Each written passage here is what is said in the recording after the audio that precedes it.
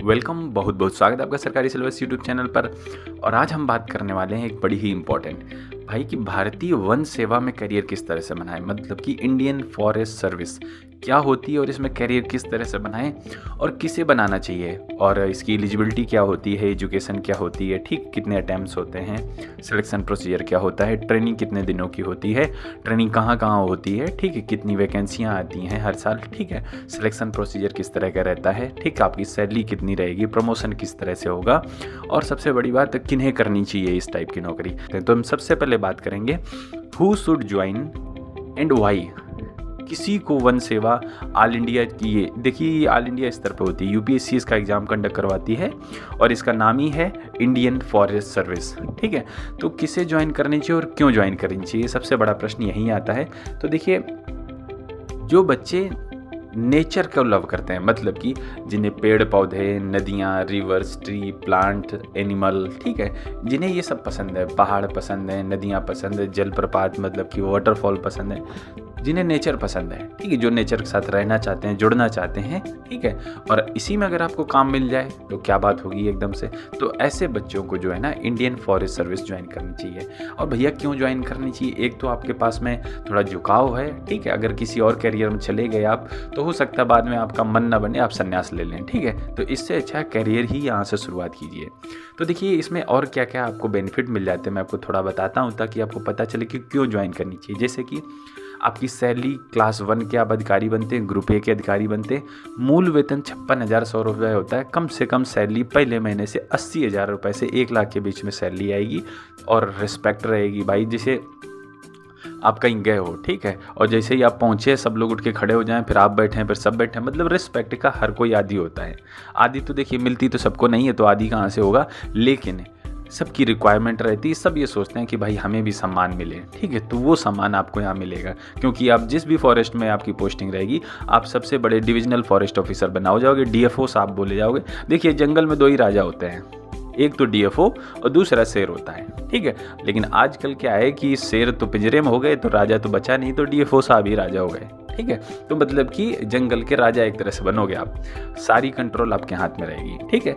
तो देखिए ये कुछ हमने आपको बेनिफिट बताए। अब हम आगे चलते हैं अपने अगले पॉइंट पर, करियर किस तरह से बनाना है, जो कि बड़ी ज़रूरी रहती है किसी भी क्षेत्र में जाने के लिए। तो चलिए अब हम बात कर लेते हैं कि आपकी एजुकेशन क्वालिफिकेशन कितनी रहनी चाहिए। देखिए ये सबसे बड़ा ही महत्वपूर्ण टॉपिक है और यहाँ से जो है ना, अगर आपने किसी और सब्जेक्ट से आपने ग्रेजुएशन कर ली है तो आप इस क्षेत्र में नहीं जा पाएंगे। अगर आप 12th में हैं तो आप थोड़ा सोच विचार कीजिए कि हाँ भाई किस क्षेत्र में हमें जाना, फिर उस तरह से आप अपना ग्रेजुएशन कीजिए, अपनी बैचलर की डिग्री कीजिए।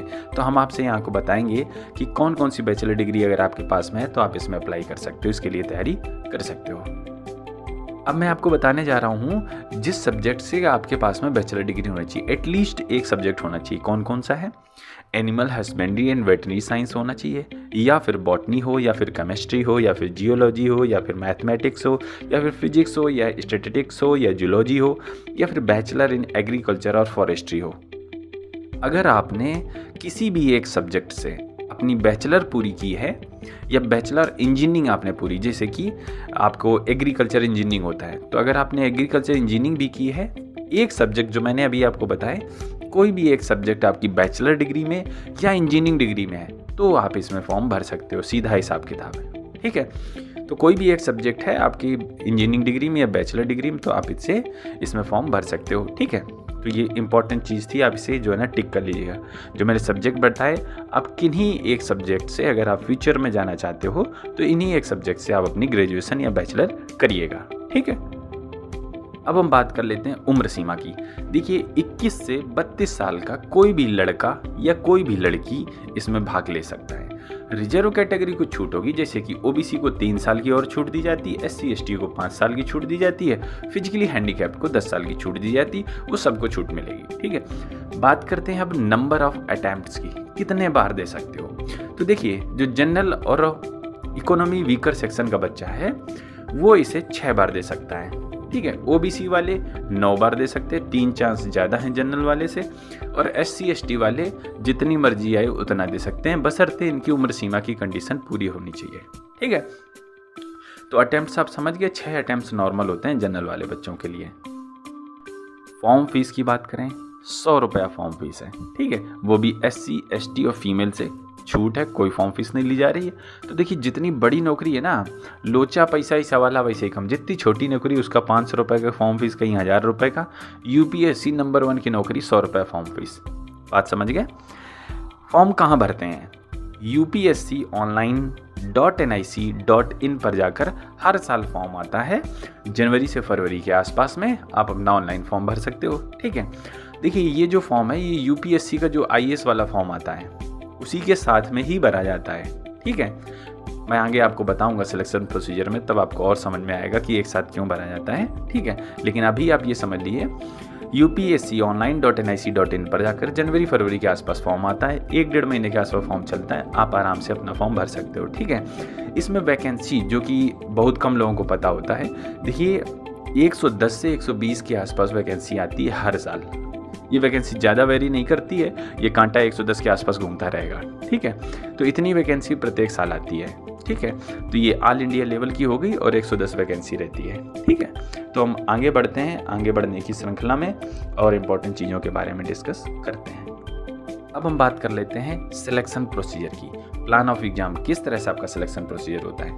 देखिए एक ही फॉर्म है, IAS, IPS और इंडियन फॉरेस्ट सर्विस, इनके लिए एक ही फॉर्म आता है, एक ही बार में फॉर्म आता है। आपको अपना फॉर्म भर देना है, ठीक है। जब हमने फॉर्म भर दिया, फिर एडमिट कार्ड आएगा आपका, तो एक प्री एग्ज़ाम होता है, ठीक है। प्री एग्ज़ाम IAS वालों का और इंडियन फॉरेस्ट सर्विस वालों का एक ही होता है। प्री सबका कॉमन है, ठीक है। जब आपने प्री क्वालिफाई कर लिया, फिर इसके बाद IAS वालों का अलग एग्ज़ाम होता है और जो फॉरेस्ट सर्विस, इनका अलग एग्ज़ाम होता है। क्योंकि मेंस क्या होता है, मेंस में आपके सब्जेक्ट रिलेटेड क्वेश्चंस रहते हैं, ठीक है। जो प्री होता है वो जनरल नेचर का रहता है, IAS वालों का बराबर, फॉरेस्ट सर्विस वालों का भी बराबर, ठीक है। एक जो है ना नियत अंक फिक्स करती है UPSC, उतने क्वालिफाई कर लिया तो बस अब मेंस देने को आपको मिलेगा, ठीक है। तो प्री एग्ज़ाम IAS की तरह ही होता है, आपको प्री देना पड़ेगा। तो आप बात समझ गए कि प्री एग्ज़ाम एक ही होता है और फॉर्म भी एक ही साथ भरे जाते हैं, IAS वालों के भी और इंडियन फॉरेस्ट सर्विस वालों के भी, ठीक है। जब आपने प्री क्वालिफाई कर लिया, ठीक है, फिर इसके बाद बात आती है मेंस की, और मेंस के बाद इंटरव्यू। 3 जो है ना चरण होते हैं आपके, एक तो प्री एग्ज़ाम, ठीक है, दूसरा मेंस और तीसरा इंटरव्यू। देखिए जो प्री एग्ज़ाम में नंबर आते हैं उनको मेरिट लिस्ट में शामिल नहीं किया जाता है। आपके मेन एग्जाम के नंबर और इंटरव्यू के नंबर दोनों को जोड़कर इसके आधार पर फाइनल मेरिट लिस्ट बनाई जाती है। देखिए हम यहाँ से बहुत अंदर डिटेल में नहीं जाएंगे कि क्या क्या चीज़ें एग्जैक्ट पूछी जाती है। उसके लिए आप जो ना गूगल पर सर्च कर सकते हैं कि मेन एग्जाम का सिलेबस क्या होता है इंडियन फॉरेस्ट सर्विस के, प्री एग्जाम का सिलेबस क्या होता है, वो तो IAS का ही होता है, इंटरव्यू में किस तरह का रहता है। तो आप गूगल में स्पेसिफिक सर्च कर लीजिए इंडियन फॉरेस्ट सर्विस के रिगार्डिंग। लेकिन मैं यहाँ से मोटी मोटी बात आपको बता रहा हूँ सिलेक्शन प्रोसीजर की। तो एक तो प्री हो गया, ठीक है, नेगेटिव मार्किंग रहेगी, आप इसे ध्यान से रखिएगा, ठीक है। इसके बाद जो मेन होगा, मेन में आपके 6 पेपर रहेंगे और छइयों के छइयों ये आपके ऐसे टाइप के रहेंगे, मतलब लिखना रहेगा आपको, सब्जेक्टिव रहेगा सबका सब, ठीक है। और इसमें नेगेटिव मार्किंग नहीं रहती, जो भी सब्जेक्टिव पेपर होता है उसमें नेगेटिव मार्किंग नहीं होती है, ठीक है। अब जो आपके ये 6 पेपर हैं, अब देखिए जो आपके मेंस एग्जाम के 6 पेपर हैं, इसमें क्या है कि पेपर 1 जो होता है वो जनरल इंग्लिश होती है 300 नंबर की, पेपर 2 जो होता है वो जनरल नॉलेज होता है 300 नंबर का। इसके अलावा जो पेपर 3, 4 और 5, 6 हैं, ये सब 200-200 नंबर के होते हैं। अब देखिए पेपर नंबर 3 और 4, इसमें क्या होता है कि आपके जो आपने ऑप्शनल चूज किया है, ठीक है, उन ऑप्शनल के हो गए, एक ऑप्शनल का 2 पेपर होगा, आपको इसमें 2 ऑप्शनल चूज करने पड़ेंगे, ठीक है। वो आप डिटेल सिलेबस में देख सकते हैं। तो इस तरह आपके टोटल 6 पेपर हो गए, ठीक है, और इन सब के नंबर आपके जोड़े जाएंगे मेरिट लिस्ट में। इसके बाद आपका इंटरव्यू होगा, इंटरव्यू 300 नंबर का होगा। तो ये कुछ इस तरह से आपका सिलेक्शन प्रोसीजर रहेगा इंडियन फॉरेस्ट सर्विस के लिए, ठीक है। अब हम थोड़ा सा आपको और बताते हैं इसके बारे में, और बताते हैं रैंक्स क्या होती है, प्रमोशन किस तरह से मिलता है, सैलरी क्या रहेगी। थोड़ा सा आपको इसकी हिस्ट्री बताता हूँ। सबसे पहले जो फॉरेस्ट सर्विस का गठन हुआ उसका नाम था इंपीरियल फॉरेस्ट सर्विस 1867 में, मतलब कि 1867 ऐसा करके 1867 में। तो मतलब कि आपका जो ये था, ये अंग्रेजों के ज़माने था, तो इसे इंपीरियल बोलते थे, इंपीरियल फॉरेस्ट सर्विस, ठीक है। तो ये चलता रहा। शुरुआत में इसमें जो भी बच्चे भर्ती होते थे उनकी ट्रेनिंग फ्रांस, जर्मनी, उसके बाद में लंदन में चालू हुई, ठीक है। तो अब लेकिन क्या है कि इसका नाम बदल चुका है, आज़ादी के बाद इंपीरियल तो ख़त्म हो गया, तो हो गया इंडियन फॉरेस्ट सर्विस, ठीक है।